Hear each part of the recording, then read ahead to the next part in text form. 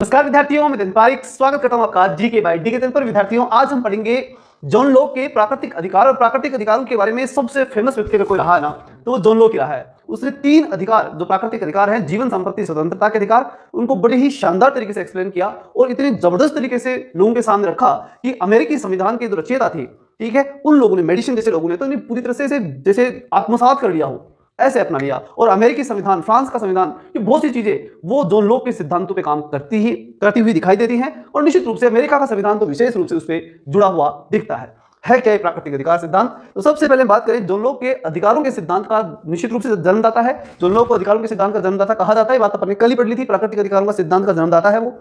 John Locke ने प्राकृतिक अधिकारों में जीवन, संपत्ति, स्वतंत्रता को शामिल किया है। तीनों शब्दों को ढंग से याद रखना। कौन कौन से? जीवन, संपत्ति और स्वतंत्रता। इन 3 चीजों को उसने अधिकार के रूप में, प्राकृतिक अधिकार, प्रकृति ने दी चीजें। और सबसे बड़ी बात बताऊंगा आपको कि इन तीनों में भी संपत्ति को जो ना, उसने सबसे बड़ा प्राकृतिक अधिकार माना। उसने कहा जीवन और स्वतंत्रता भी संपत्ति है। जैसे संपत्ति सबसे टॉप मोस्ट क्या है? अधिकार है, प्रकृति ने जो हमें दिया है। ठीक, जॉन लॉक ने संपत्ति के अधिकार को अत्यधिक महत्व प्रदान किया, जो कि जीवन और स्वतंत्रता के अधिकार को भी संपत्ति के अधिकार में निहित माना। मतलब उसने जो है वो इन दोनों को, किसको? जीवन और स्वतंत्रता को किसके अंडर में माना? संपत्ति के अधीन ही माना। तो पहली बात, पहला पैराग्राफ में क्या बता रहा है कि जॉन लॉक प्राकृतिक अधिकारों के सिद्धांत का समर्थक था। वो प्राकृतिक अधिकार थे जीवन, संपत्ति और स्वतंत्रता। दूसरा पैराग्राफ हमें कहता है कि इन तीनों अधिकारों में सबसे टॉप मोस्ट संपत्ति का अधिकार है, उसके अंडर में ही जीवन और स्वतंत्रता का अधिकार आता है। तीसरी बात, जॉन लॉक के अनुसार व्यक्ति को प्राकृतिक अधिकार जन्मजात रूप से प्राप्त होते हैं, जैसे उसकी त्वचा का रंग। ठीक है, ये रंग वाली कहानी देखो अमेरिका, ब्रिटेन में चलती है। हमारे यहाँ तो क्या होता है कि कोई साउथ में जाके बस जाए, तो चूंकि हमारे यहाँ वो चीज विषय ज्यादा महत्वपूर्ण रखती नहीं है। साउथ में बस जाए तो जो है थोड़ा काला हो जाएगा, और वही व्यक्ति अगर थोड़ा उत्तरी भारत में आ जाए तो थोड़ा वो प्राकृतिक रूप से थोड़ा फर्क पड़ के और वो गोरा भी हो सकता है। ठीक है, क्योंकि ये सिस्टम जो है वो नेचर पर ही निर्भर करता है। भारत तो 3 बातें अगर हम देखें तो सबसे पहली बात कि जॉन लॉक ने प्राकृतिक अधिकारों में जीवन, संपत्ति और स्वतंत्रता को स्वीकार किया। नंबर 2 की अगर हम बात करें तो निश्चित रूप से हम कह सकते हैं कि संपत्ति का अधिकार इन तीनों में सबसे टॉप पर है। जीवन और स्वतंत्रता संपत्ति के अधीन ही आती है। और तीसरी बड़ी बात कि उसने कहा कि जो तीनों अधिकार हैं वो जन्म से ही व्यक्ति को प्राप्त हो जाते हैं। अगली बात अगर हम देखें तो फिर आती है कि इन प्राकृतिक अधिकारों के अंदर, यानी 2 अधिकार उसने बताए प्राकृतिक अधिकार, उनसे कौन से लोग प्रभावित हुए, कितना महत्वपूर्ण थे ये प्राकृतिक अधिकार। तो जॉन लॉक के विचारों से अमेरिकी संविधान निर्माता जेफरसन, 1743 से 1826 तक रहे थे जेफरसन, तो संविधान निर्माता थे जेफरसन। ठीक, वो और मेडिसन, 2 महत्वपूर्ण व्यक्ति थे संविधान सभा में। कहाँ? अमेरिका में। कौन कौन से? जेफरसन और मेडिसन। ये दोनों से प्रभावित थे। किससे? जॉन लॉक से। याद रह जाएगा, मेडिसन और जेफरसन। ऐसा रखना कि जयपुर वाली मेडिसन यानी दवाई, जयपुर वाली दवाई जो थी वो जॉन लॉक से ज्यादा प्रभावित थी। जेफरसन और मेडिसन ये दोनों प्रभावित थे। जेफरसन के अनुसार व्यक्ति को जीवन, स्वतंत्रता और सुख लेने का अधिकार, मतलब जेफरसन जो कह रहा है ना, वो जीवन, स्वतंत्रता और सुख लेने को क्या कहता है? वो संपत्ति। कौन? जेफरसन। समझ में आ रही बात? तो कहने का मतलब यह है कि ये प्रभावित तो थे, लेकिन ऐसा भी नहीं है कि जॉन लॉक को ऐसे कैसे अपना लिया। कोई व्यक्ति किसी से प्रभावित हो सकता है, लेकिन ऐसा नहीं कि उसे नकल ही करता है। जैसे मैं, मेरे जो ये लाइनें लिख रहा हूँ वो किसी न किसी किताब में जरूर मिलेगी आपको। इसका मतलब ही नहीं कि मैं एक ही किताब से ले रहा हूँ, ठीक है ना। वो मैं उससे प्रभावित हो सकता हूँ, लेकिन उससे ही मैं नकल करूंगा, फिर वो किताब बता दूंगा आपको, पढ़ने की जरूरत क्या है। ठीक है, उसका कोई महत्व नहीं होता। कंसेप्ट क्लियरिटी और मैटर की क्वालिटी, ये दोनों जो है बड़ी महत्वपूर्ण चीजें हुआ करती हैं। उसी प्रकार जो है वो जेफरसन ने जॉन लॉक से कुछ चीजें ली, प्रभावित तो हुआ, लेकिन उसने थोड़ा चेंज भी किया। जीवन, स्वतंत्रता और संपत्ति की जगह उसने सुख लेने के अधिकार को शामिल किया। तो एग्जाम में आ सकता है, आपसे आगे पूछा जा सकता है। अधिकारों के कंसेप्ट में पूछा जाएगा वैसे मुख्य रूप से, लेकिन ध्यान तो यहीं से याद करना शुरू कर दो। तो महत्वपूर्ण क्या पूछा जाएगा कि कौन से विचारक ने या किसने जीवन, संपत्ति और सुख लेने के अधिकार को स्वीकार किया, या सुख लेने के अधिकार को भी अधिकार माना। तो किसने माना था? जेफरसन ने। अगली बात है कि जॉन लॉक के बाद प्राकृतिक अधिकारों का समर्थक कौन रहा? तो मुख्य रूप से Thomas pen. Thomas pen John Locke की तरह ही प्राकृतिक अधिकारों का बड़ा समर्थक था। ठीक, तो विशेष रूप से याद रखना, उसकी एक महत्वपूर्ण किताब भी थी, राइट ऑफ मैन, आदमी के अधिकार, राइट ऑफ मैन, मनुष्य के अधिकार। और ये याद रखने का ट्रिक क्या होगी कि मनुष्य के अधिकार जो है वो पेन पर होता है, कलम जो होती है ना पेन, उस पर हमारा अधिकार होता है। राइट ऑफ मैन किस पे? पेन पे। ऐसे करके इस किताब को याद रख सकते हैं। राइट ऑफ मैन किसकी है? पेन की है। और जॉन लॉक के बाद थॉमस पेन ही प्राकृतिक अधिकारों के बड़े संरक्षक के रूप में माने जाते हैं। अगली बात, अतः व्यक्ति की प्राकृतिक अधिकारों को कभी छीना नहीं जा सकता। तो ये बात तो लॉक भी कह रहा है, थॉमस पेन भी कह रहा है। तो इन दोनों के आधार पर हम ये लाइन कह सकते हैं कि प्राकृतिक अधिकार जो होते हैं वो प्रकृति ने दिए हैं, इसलिए हम कभी भी उनको छीन नहीं सकते, क्योंकि दिए ही नहीं हमने तो छीनेंगे कहां से? प्रकृति ने दिए हैं, इसलिए राज्य कभी प्राकृतिक अधिकारों को छीन नहीं सकता। अगर राज्य देता ये अधिकार तो हो सकता है राज्य छीन सकता, लेकिन चूंकि जीवन, संपत्ति, स्वतंत्रता के अधिकार प्रकृति ने दिए हैं, इसलिए मनुष्य या धरती पर कोई भी उनसे छीन नहीं सकता। किससे? व्यक्ति से। अगली बात, बेंथम ने, अब ये जो बात थी ना कौन सी? प्राकृतिक अधिकार वाली, इस बात के आए आलोचक, जो हम अगले लेसन में पढ़ेंगे भी। बेंथम और मिल पढ़ेंगे, इनके बाद में रूसो, और रूसो के बाद में बेंथम और मिल। तो बेंथम मिल जो विचारक हैं वो इन प्राकृतिक अधिकार सिद्धांतों को स्वीकार नहीं करते।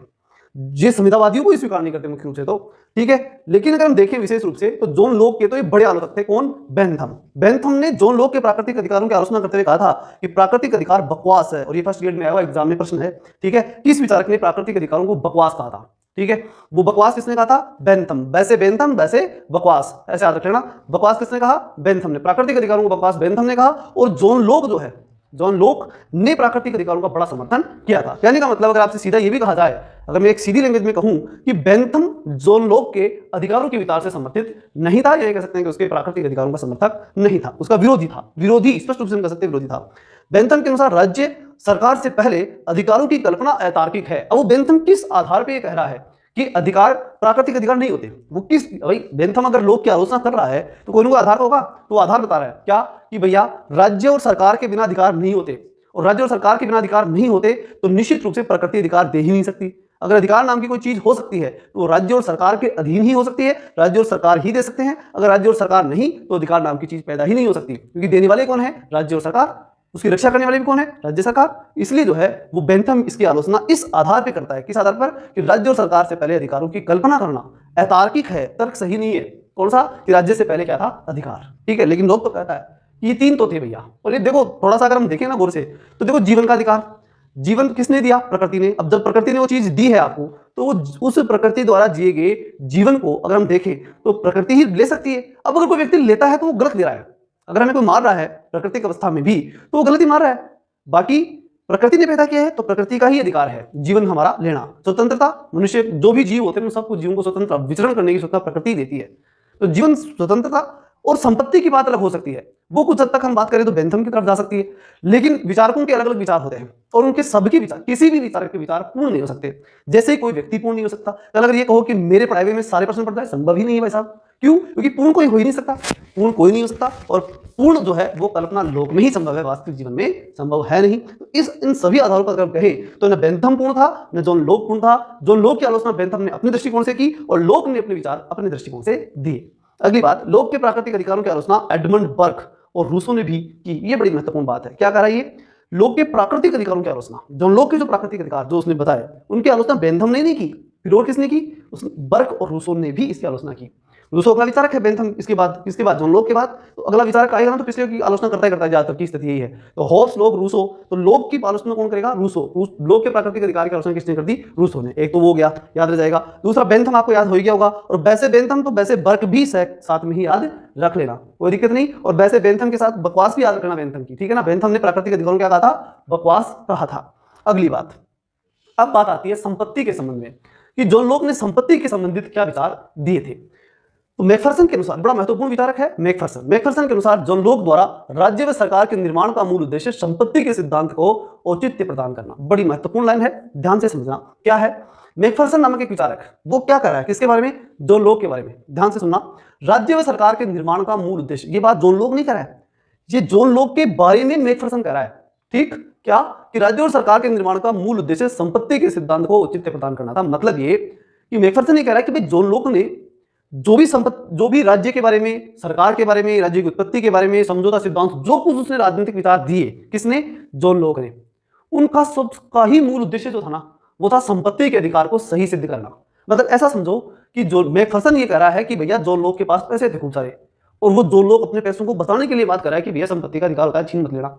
और इसके लिए वो जो है ना, वो राज्य की, सरकार की सारी कहानी गाता है, सिर्फ अपनी संपत्ति बचाने के लिए। ये बात कौन कर रहा है? मैकफरसन। और इसको याद रखने का तरीका, मैकफरसन यानी पर्स जानते हो ना, पैसे वाला पर्स। पर्स के अंदर किसके पैसे हैं? जॉन लॉक के। और इसलिए पर्स यही कह रहा है कि भाई मेरे पैसे है ना, पर्स के अंदर जो बड़े हुए हैं उनको निकालने की अनुमति नहीं होनी चाहिए। अगली बात, संपत्ति की परिभाषा करते हुए जॉन लॉक ने कहा संपत्ति व्यक्तियों के व्यक्तित्व और उनके स्वामित्व में स्थित वस्तुएं हैं। अब बड़ी महत्वपूर्ण बात आती है कि भाई जॉन लॉक के अनुसार संपत्ति है क्या चीज? संपत्ति होती क्या है? तो देखो संपत्ति सीधी, अगर अगली लाइन को देखोगे ना थोड़ा, तो देखोगे कि संपत्ति का है भूमि और वस्तुओं से सीधा संबंध है। भाई हम किसे कहते हैं संपत्ति? या तो कोई वस्तु या भूमि। ठीक, वो क्या हुई? संपत्ति। और जॉन लॉक के अकॉर्डिंग संपत्ति यही थी। लेकिन उसने एक चीज और नहीं जोड़ी। क्या? उसने कहा कि संपत्ति जो ना, वो व्यक्तियों के व्यक्तित्व, जैसे मान लीजिए आप टीचर हैं और आपको पढ़ाना आता है, वो पढ़ाने की जो कला है ना, वो आपकी संपत्ति है, वो व्यक्तित्व है आपका, और वो व्यक्तित्व ही संपत्ति है। तो एक तो व्यक्तियों का व्यक्तित्व संपत्ति है, यानी मुझे समझ में आ गया कि बात, वो जो कोई भी कार्य व्यक्ति होता है वो कार्य करता है, कार्य के अकॉर्डिंग उसका व्यक्तित्व बन जाता है, और वो व्यक्तित्व उसकी क्या है? संपत्ति। दूसरी बात, उनके स्वामित्व में स्थित वस्तुएं, और दूसरा फिर वो तो व्यक्ति है ना, ठीक है। जैसे मान लीजिए आप टीचर बने, टीचर बन गए, टीचर बनने के बाद में आपको पढ़ाने की कला आई, आप पढ़ाए, बच्चों में आपका विश्वास बढ़ा, बच्चों को ऐसा लगा कि हाँ बहुत बढ़िया टीचर है, और ये बात बच्चों के अंदर जो गई ना, वो आप सब वो संपत्ति है। अब उस संपत्ति के माध्यम से आपने पैसा कमाया, वो तो पैसा कमाया, ठीक, वो पैसा जो है वो क्या है, वो संपत्ति के रूप में स्थायी हुआ। इसका मतलब क्या है कि आपने प्रकृति की चीजों में, एक तरह से प्रकृति था सब कुछ, भाई बच्चे पढ़ रहे हैं, प्रकृति है, सब कुछ प्रकृति है, वहां आपने क्या की, मेहनत की। तो प्राकृतिक वस्तुओं में अगर व्यक्ति अपना श्रम डाल दे, क्या डाल दे, श्रम, वापस सुनना, प्राकृतिक वस्तुओं में अगर व्यक्ति अपना श्रम डाल दे, श्रम यानी अपनी जो मेहनत डाल दे, तो वो प्राकृतिक वस्तु क्या बन जाती है, संपत्ति बन जाती है। चाहे फिर वो बुद्धि हो, चाहे फिर वो वस्तु हो, चाहे फिर वो कोई भी चीज हो सकती है। ये लाइन बड़ी इंपॉर्टेंट है, कौन सी, वापस सुनना, अगर श्रम जो है, कोई भी व्यक्ति श्रम कर रहा है, वो श्रम किसमें डाल दे, प्राकृतिक वस्तु में, तो प्राकृतिक वस्तु क्या बन जाती है, संपत्ति। क्लियर। जैसे मानो सीधा सा लैंग्वेज में एक बात और समझाता हूं मैं आपको। जैसे मैं आपको पढ़ा रहा हूं, अब अपना जो है मेरी क्लासें पूरी की पूरी डाउनलोड होकर के ऐप के ऊपर इकट्ठी हो गई। अब ये मेरी प्रॉपर्टी है, ये मेरी संपत्ति है। अब मैंने ये संपत्ति कैसे बनाई, मेहनत की, किस पे, प्राकृतिक वस्तुओं पर कर ली, वो क्या बन गई, संपत्ति। अब मैं उस संपत्ति को कहां बेचता हूं, क्या करता हूं, कितों में बेचता हूं, बेचू या नहीं बेचू, मेरी संपत्ति रख लूं, ये सब चीजें क्या है, वो संपत्ति की बात इसी प्रकार से जॉन लोक स्पष्ट करता है। जॉन लोक ने मूल्य के श्रम सिद्धांत का निर्माण करते हुए कहा कि व्यक्ति प्राकृतिक वस्तु में अपना श्रम मिलाकर उसका स्वामी बन जाता है। प्राकृतिक वस्तुएं हैं, उनमें व्यक्ति अपना श्रम मिलाता है, और जब श्रम मिलाएगा तो वो क्या बन जाएगा, स्वामी बन जाएगा। वापस सुनना, व्यक्ति प्राकृतिक वस्तु में अपना श्रम मिला करके उन वस्तुओं का स्वामी बन जाता है। क्लियर। अब तो चीज समझ में आ गया होगा, और नहीं आया तो इसको पढ़ोगे ना तो और भी अच्छे से समझ में जाएगा। उसके अनुसार प्रकृति ने पर्याप्त वस्तुएं दी, व्यक्ति का मूल उद्देश्य अपने श्रम द्वारा अर्जित संपत्ति को सुरक्षित रखना है। ठीक, बहुत ही साधारण सी बात है, कोई बड़ी बात है नहीं इनमें। क्या कर रहे हैं लोग कि प्रकृति ने पर्याप्त वस्तुएं दी है, प्रकृति ने हर जगह वस्तु दे रखी है, ठीक। व्यक्ति का मूल उद्देश्य अपने श्रम द्वारा अर्जित संपत्ति को सुरक्षित रखना है। व्यक्ति क्या करेगा, कोई भी व्यक्ति हो, वो प्राकृतिक वस्तु में अपना श्रम लगाएगा और संपत्ति पैदा कर लेगा, और उस संपत्ति पे अपना अधिकार करके बैठ जाएगा। ये व्यक्ति का मूल उद्देश्य होता है। क्लियर। ये बात कौन कर रहा है, जॉन लोक। क्लियर है। जॉन लोक संपत्ति पर प्रतिबंध भी लगाता है, संपत्ति दूसरे के लिए भी छोड़नी चाहिए तथा संपत्ति को नष्ट न किया जाए, यह भी जरूरी है। तो कौन कर रहा है, जॉन लोक। क्या कर रहा है कि संपत्ति के ऊपर प्रतिबंध लगाया जा सकता है, संपत्ति जो है उस पर क्या लगाया जा सकता है, प्रतिबंध। ठीक, क्यों, कब, किस परिस्थिति के अंदर, दूसरों के लिए, अगर कोई मान लो कोई व्यक्ति है वो हर चीज पे अपना कंट्रोल करने लग जाए, प्रत्येक चीज को अपनी बनाता, चाहे ताकत के माध्यम से चाहे किसी और के माध्यम से। जैसे हम बात करें कि पेपर बिकने लग जाए, कुछ व्यक्ति खरीद ले, आप और हम बैठे रह जाएं, देखते रह जाएं कि यार मेरे स्टूडेंट नहीं लगे, आप ये सोचते रह जाओ कि हमारी नौकरी नहीं लगी। ठीक, तो वो जो रहा ना, वो क्या है, वो संपत्ति को कुछ लोग अपनी तरफ ही पूरी खींचने का प्रयास कर रहे हैं। तो ऐसा नहीं होना चाहिए। इस पर प्रतिबंध लगाने की बात कौन कहता है, जॉन लोक। और वो क्या कहता है कि औरों के लिए भी संपत्ति छोड़नी चाहिए। ठीक है, तो जॉन लोक संपत्ति पर प्रतिबंध भी लगाता है और कहता है कि संपत्ति दूसरे के लिए भी छोड़नी चाहिए तथा संपत्ति को नष्ट नहीं किया जाए, संपत्ति जो है उसे नष्ट भी नहीं होने देना चाहिए। ये दोनों बातें इसके अंदर स्पष्ट कहता है कि दूसरों के लिए भी छोड़ो और खराब भी न हो जाए। इन दो चीजों का विशेष रूप से ध्यान रखना चाहिए, और बाकी जितनी हो सके मेहनत करो प्राकृतिक वस्तु में और संपत्ति कमाओ, कोई बुरी बात नहीं है। ये बात कौन कहता है, जॉन लोक। अगली बात आती है कि जॉन लोक के अकॉर्डिंग उदारवादी विचारक, जॉन लोक क्या है, उदारवादी विचारक है। ये बात हमने सबसे पहले पढ़ी थी कि जॉन लोक उदारवाद का जनक है, और जब उदारवादी विचारक है या उदारवाद का जनक है तो ये पॉइंट बनना लाजमी है, महत्वपूर्ण है, इसलिए इसको ध्यान से देखना। जॉन लोक उदारवाद के जन्मदाता है, ये बात हमने पढ़ी। उदारवादी विचारधारा का मूलतः है व्यक्तिवादी विचारधारा है, ये बात मैं स्पष्ट कर देता हूं। उदारवादी विचारधारा व्यक्तिवादी विचारधारा है, क्यों है समझिए। उदारवाद का मतलब है व्यक्ति को खुला छोड़ना। किसको खुला छोड़ना, व्यक्ति को। ठीक, और मतलब जोर किस पे दिया गया, व्यक्ति पर। इसका मतलब उदारवाद क्या है, व्यक्तिवादी विचारधारा है। क्लियर हो गई होगी बात। उदारवाद, व्यक्तिवाद, स्वतंत्रता सब सेम बातें हैं। वापस सुन लो, नहीं समझ में आई तो। उदारवाद का मतलब व्यक्ति को खुला छोड़ना। किसको खुला छोड़ना, व्यक्ति को। यानी इंपॉर्टेंट कौन है, व्यक्ति, इसलिए उदारवाद क्या है, व्यक्तिवादी विचारधारा है। जॉन लोक के विचारों, यानी अगर मैं जॉन लोक को कहूं तो जॉन लोक को उदारवादी भी कह सकता हूं, व्यक्तिवादी भी कह सकता हूं, कोई दिक्कत थोड़ी है, कोई समस्या नहीं है। जॉन लोक के विचारों में उदारवाद के निम्नलिखित सिद्धांत पाए जाते हैं। किसके सिद्धांत, किसके विचारों में, जॉन लोक के विचारों में उदारवाद के सिद्धांत पाए जाते हैं। सबसे पहले स्वतंत्रता, तो प्राकृतिक अधिकार कहता है क्या, स्वतंत्रता, जीवन, संपत्ति और स्वतंत्रता, तो प्राकृतिक अधिकार है। जब वो स्वतंत्रता को प्रकृति द्वारा दी गई चीज मान लेता है, इसका मतलब बहुत महत्वपूर्ण चीज मान लेता है, तो इसका मतलब है कि वो उदारवादी है, व्यक्ति को खुला छोड़ रहा है, और व्यक्ति को खुला छोड़ रहा है, उदारवादी भी है और व्यक्तिवादी भी है, स्पष्ट दिख रहा है। दूसरी बात, सहिष्णुता। सहिष्णुता का मतलब क्या होता है, समझ लो। सहिष्णुता का मतलब होता है सहन करने की क्षमता। ठीक, तो एक बात समझिए, जब वो ये कह रहा है कि सबके सब मिलकर के, समाज के सारे लोग मिलकर के आपस में समझौता करेंगे, और वो ये भी कहता है कि समाज के सारे लोग प्राकृतिक अवस्था में बहुत ही सही थे, उदार थे, एक दूसरे से लड़ते नहीं थे, सहन कर लेते थे। एक दूसरे लड़ते नहीं मतलब एक दूसरे को सहन करते थे, तो सहिष्णु थे। ठीक है। और फिर सबने मिलकर के राजा बनाया भी और राजा को सारे अधिकार अपने दिए, हालांकि उसमें समझौता किया कि भाई अगर तू हमारे जीवन संपत्ति स्वतंत्रता को नहीं बना सकते रख सकेगा तो हम तेरे को उठा देंगे और बाकी तेरे को सहन पूरा का पूरा हम करेंगे। तो इसका मतलब वो सहिष्णुता पर जोर देता है, सहन करने की क्षमता वो आम नागरिकों को लिए भी कहता है और राजा के लिए भी सहन करने की बात वो कहता है कि दोनों को सहन करना चाहिए, आम नागरिक को भी और राजा को भी सहन करना चाहिए। तो सहिष्णुता। लेटर कंसर्निंग टॉलरेंस, एक किताब थी लेटर कंसर्निंग टॉलरेंस नामक पुस्तक में सहिष्णुता पर विचार दिए। किसने दिए? लोक ने। बहुत ही महत्वपूर्ण लाइन है, इसको याद रखना, कई बार ये पूछ लेता है कि जो लोक ने अपने सहिष्णुता संबंधी विचार किस पुस्तक में दिए। तो लेटर कंसर्निंग टॉलरेंस, टॉलरेंस का मतलब ही सहिष्णुता होता है, ठीक है। काफी चर्चा में भी आता पहले भारत के अंदर ये टॉलरेट रहो, टॉलरेंस बिगड़ गई, सहिष्णुता समाप्त हो गई, ठीक है। ये साल 2 साल 3 साल पहले चला था। सहमति का शासन, सहमति का शासन क्या होता है? तीसरी महत्वपूर्ण बात है क्या? सहमति का शासन। इसका मतलब क्या है? इसका मतलब है कि आप जब राजा बनाएंगे तो कैसे बनाएंगे? आपस में सहमति करके, समझौता करके। तो इसका मतलब प्रत्येक व्यक्ति इंपॉर्टेंट है, प्रत्येक व्यक्ति से सहमति ली गई, प्रत्येक व्यक्ति को समझौते में शामिल किया गया। इसका मतलब व्यक्ति को इंपॉर्टेंट माना गया, व्यक्ति को इंपॉर्टेंट माना गया मतलब व्यक्ति को स्वतंत्र रखा गया, व्यक्ति को महत्व दिया गया, इसलिए वो क्या है? उदारवादी। तो स्वतंत्रता है इसलिए जो लोग उदारवादी है, सहिष्णुता पर जोर देता है इसलिए जो लोग उदारवादी है, सहमति का शासन को स्वीकार करता है इसलिए जो लोग उदारवादी है, संवैधानिक शासन, जो लोग संवैधानिक शासन का बड़ा संरक्षक है, ये कह सकते हैं कानून को स्वीकार करने वाला एक महत्वपूर्ण व्यक्ति है। जब ब्रिटेन के अंदर जो परिस्थितियां उसने देखी थी उन सब परिस्थितियों में उसने ये भी देखा था कि कानून का शासन आ चुका है और कानून का ही राज है चारों तरफ, इसलिए उसने ये भी महत्वपूर्ण चीज देखी, क्या? संवैधानिक यानी वैधानिक यानी कानूनी शासन, कानून राज कर रहा है वहां, कानून का शासन है, ठीक है। तो इन आधारों पर हम देखें, चारों आधारों पर, तो हम कह सकते हैं कि जॉन लोक क्या है? उदारवादी विचारक है, उदारवाद का जनक है, उदारवाद का महत्वपूर्ण व्यक्ति कहा जा सकता है। कौन? जॉन लोक। तो कोई दिक्कत थोड़ी है। पहले 2-3 बातें स्पष्ट रखो, क्या? कि जॉन लोक उदारवादी है और जो उदारवादी होता है वो व्यक्तिवादी होता है, मतलब व्यक्ति पर जोर देता है और क्या क्या करता है? वो स्वतंत्रता पर बल देता है, सहिष्णुता को स्वीकार करता है, सहमति को महत्वपूर्ण मानता है और संवैधानिक शासन यानी कानून के राज को स्वीकार करता है। अब हम बात करते हैं कि मानव स्वभाव के बारे में जॉन लोक ने क्या कहा। स्वभाव की जब बात आती है ना, स्वभाव की जब बात आती है तो एक बात तो अच्छी तरह क्लियर कर लीजिए कि होप्स, पहले होप्स पे जाओ। क्यों? क्योंकि उससे के बिना दो लोग समझ में आना बड़ा मुश्किल है। ये तो आपस में जुड़े भी हैं सारे के साथ, तीनों होप्स लोग रूसो, तो इसलिए होप्स से शुरू करना पड़ेगा अपने को। होप्स कैसा था? होप्स ने माना था कि मनुष्य का स्वभाव बुरा है। अब आओ लोग पे, मतलब लोग के अकॉर्डिंग कैसा हुआ? लोग के अनुसार मनुष्य का स्वभाव अच्छा है। रीजन ये कि लोग जब पैदा हुआ तो युद्ध चल रहा था और जब होप्स पैदा हुआ तो युद्ध चल रहा था और जब लोग पैदा हुआ उस समय गृह युद्ध था, लेकिन 1688 की शक्तिहीन क्रांति के अंदर राजा ने स्वतः शासन जनता को समझा दिया था। तो मतलब बहुत अच्छा देखा मनुष्य को उसने, तो जैसा जिसने देखा वैसा उसने बता दिया। तो यहाँ लोग ने मनुष्य को अच्छा देखा तो अच्छा बता दिया। तो बात क्या हुई? वो लोग कहता है कि व्यक्ति सुख प्राप्त करने का इच्छुक है, मतलब व्यक्ति को चाहिए सुख, और जब सुख चाहिए तो वो सुख शांति से रहना चाहता, लड़ना भी नहीं चाहता वो, ठीक है। और दुख से बचना चाहता है, लड़ेगा तो दुख आएगा, इसलिए वो लड़ना नहीं चाहता। वो सुख चाहता है इसलिए मतलब शांति से रहना चाहता है, दुख से बचना चाहता है मतलब वो एक दूसरे के ऊपर आक्रमण नहीं करना चाहता। जो लोग के अनुसार व्यक्ति का स्वभाव नेक है, अच्छा है, बहुत बढ़िया है, कोई दिक्कत नहीं है, वो सुख चाहता है, दुख से दूर रहना चाहता है, इसलिए बहुत अच्छा है, इसलिए वो लड़ना नहीं चाहता।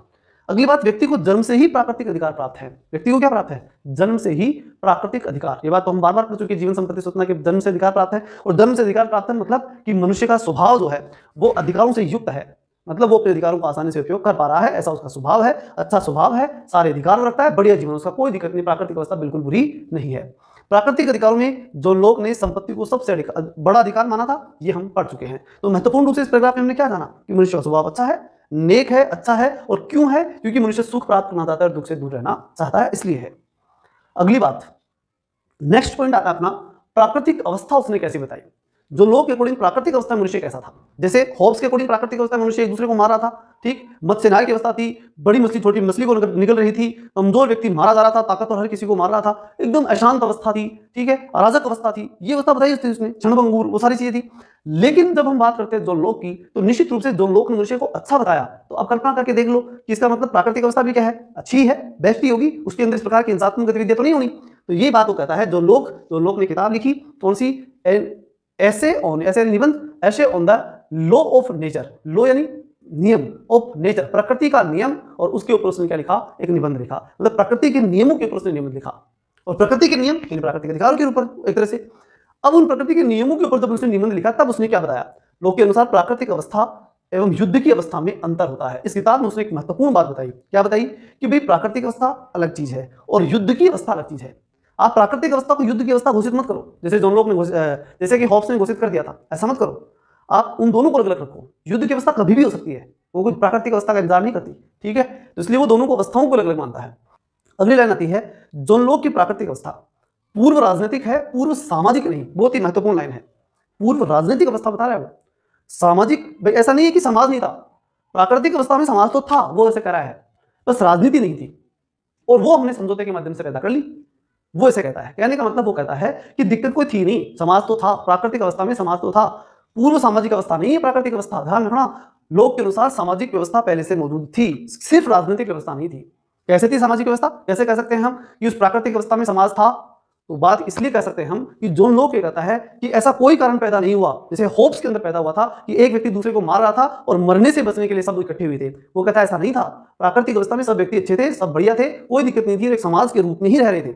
बस उनको ऐसा अभाव लगा कि हम कानून बनाने वाली, कानून को क्रियान्वित करने वाली और कानून का संरक्षण करने वाली संस्था हमारे पास नहीं है, इसलिए सब लोगों ने मिला और मिलकर के एक समझौता किया। तो वो समाज के अंदर जो पहला समझौता हुआ नागरिक समाज के रूप में समझौता था, और फिर दूसरा समझौता उस राजा से किया जिस राजा को उन्होंने पैदा किया, उससे समझौता किया और ये कहा कि आप जीवन संपत्ति और स्वतंत्रता के अधिकार अपने पास रखिए और इनको तीनों को हमें बचा करके देना, कोई भी व्यक्ति हमारे से छीन न सके, ये काम राजा आपको करना है। अगर आप नहीं कर पाए उस दिन आप हमारे राजा नहीं रहेंगे। सीधी सी थोड़ी ये थी। तो इसका मतलब क्या कि उन्होंने, समाज तो उनका पहले से था, बस राजनीति नहीं थी, राज्य नहीं था, सरकार नहीं थी, जो उन्होंने फिर समझौते से पैदा कर ली। तो इसलिए वो कह रहा है कि प्राकृतिक अवस्था जो थी वो पूर्व राजनीतिक है, मतलब कि प्राकृतिक अवस्था में जो है वो राजनीति नहीं थी। प्राकृतिक अवस्था में क्या नहीं थी? राजनीति नहीं थी, लेकिन समाज था। पूर्व सामाजिक अवस्था इसे नहीं कर सकते, इसे प्राकृतिक अवस्था को, मतलब प्राकृतिक अवस्था में समाज था, राजनीति नहीं थी। अगली बात, प्राकृतिक अवस्था परस्पर शांति और सहयोग की अवस्था थी। तो फिर वो कैसी थी अवस्था? शांति की थी, बिल्कुल शांति से रहते थे, सहयोग से रहते थे, कोई दिक्कत नहीं थी प्राकृतिक अवस्था में। प्राकृतिक अवस्था प्राकृतिक नियमों से चलती थी, प्रकृति के नियम जो थे उनसे चलती थी, जीवन संपत्ति स्वतंत्रता के अधिकार को बचा करके चलना था, उस पर चलती थी। क्या थे प्राकृतिक नियम, उनके ऊपर हम कल चर्चा करेंगे। प्राकृतिक अवस्था में प्राकृतिक विधि विद्यमान थी, उस प्राकृतिक अवस्था में प्राकृतिक कानून विद्यमान थे। क्या थे प्राकृतिक कानून? इसके लिए मिलते हैं कल, तब तक के लिए जय हिंद, जय भारत।